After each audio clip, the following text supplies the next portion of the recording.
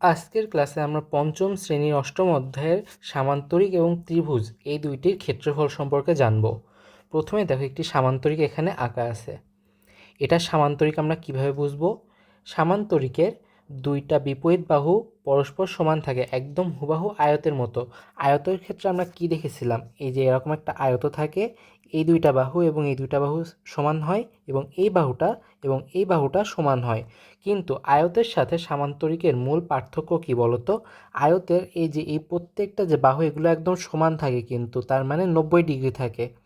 90 degree মানে আমরা নিশ্চয়ই এতক্ষণে জেনে গিয়েছি যে একদম সোজা লাইন, এটা হচ্ছে 90 ডিগ্রি থাকে। কিন্তু তুমি এখন এই সামান্তরিকের দিকে খেয়াল করো, দেখো এটা কিন্তু একটু বাঁকানো, তার মানে এটা 90 ডিগ্রি থাকে না।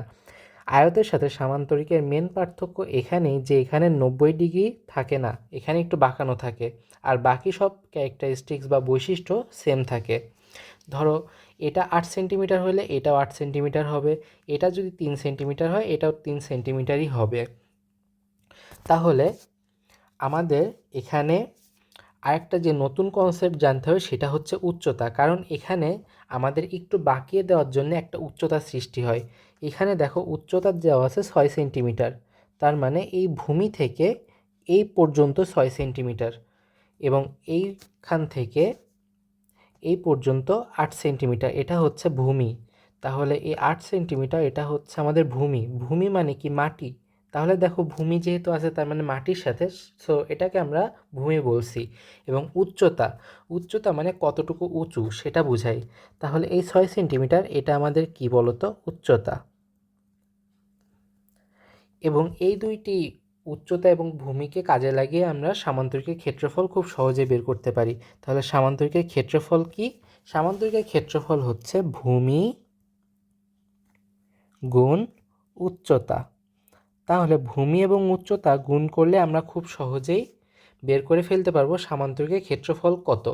তাহলে চলো আমরা দেখি এটার ক্ষেত্রে। এটাই বলতো, একটাই আছে 6 সেন্টিমিটার এবং আরেকটা আছে 8 সেন্টিমিটার।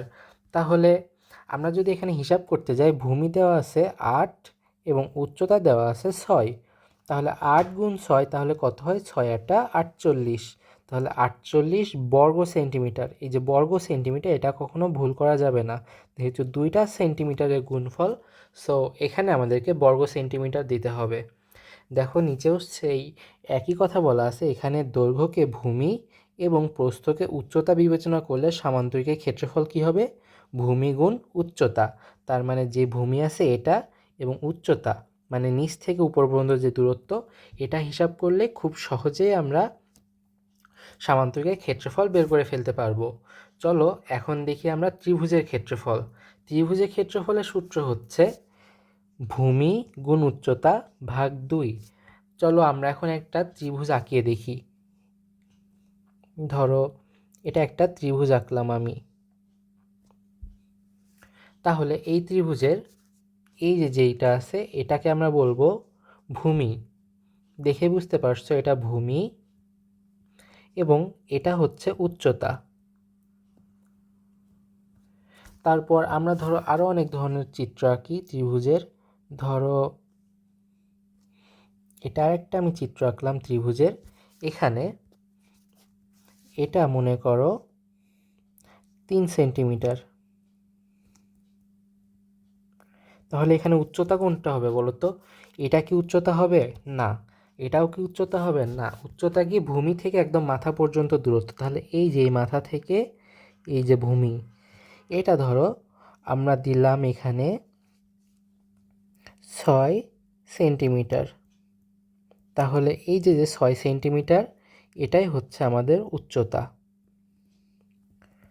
তাহলে হিসাব করি চলো তো আমরা এটা দেখে যে এখানে ত্রিভুজের ক্ষেত্রফল কত। প্রথমে কি করতে হবে? ভূমি এবং উচ্চতা গুণ করতে হবে। কেন প্রথমে ভূমি এবং উচ্চতা গুণ করব? এই যে দেখো প্রথম ব্র্যাকেট দেওয়া আছে, এবং আমরা আগের চ্যাপ্টারে শিখে এসেছি প্রথম ব্র্যাকেট মানে ভেতরে যেটা থাকবে সেটার কাজই সবার আগে করতে হবে। তাহলে ভূমি এবং উচ্চতা গুণ করতে হবে। তাহলে ভূমি এবং উচ্চতা যদি গুণ করি তাহলে 6 গুণ 3 সমান 18, এবং তারপর কি করতে হবে? 2 দিয়ে ভাগ করতে হবে। 2 দিয়ে যদি 18কে ভাগ করি আমরা, 2 দিয়ে যদি 18কে ভাগ করা হয় তাহলে কি হয়? 9। তাহলে আমাদের এই ত্রিভুজের উচ্চতা হচ্ছে 9 বর্গ এই ত্রিভুজের ক্ষেত্রফল হচ্ছে 9 বর্গ সেন্টিমিটার। এখানে সেন্টিমিটার দিলে হবে না, বর্গ সেন্টিমিটার দিতে হবে, যেহেতু দুইটা সেন্টিমিটারের গুণফল।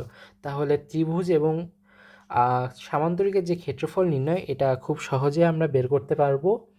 দেখা হচ্ছে পরবর্তী লেকচারে, যেখানে আমরা সময়ের রূপান্তর সম্পর্কে জানবো, যার মাধ্যমে আমরা জানতে পারবো যে কীভাবে খুব সহজে আমরা মিনিট থেকে সেকেন্ড, ঘন্টা থেকে সেকেন্ড বা এমনকি সপ্তাহ থেকে সেকেন্ডে রূপান্তর করতে পারি খুব সহজেই। দেখা হচ্ছে পরবর্তী লেকচারে।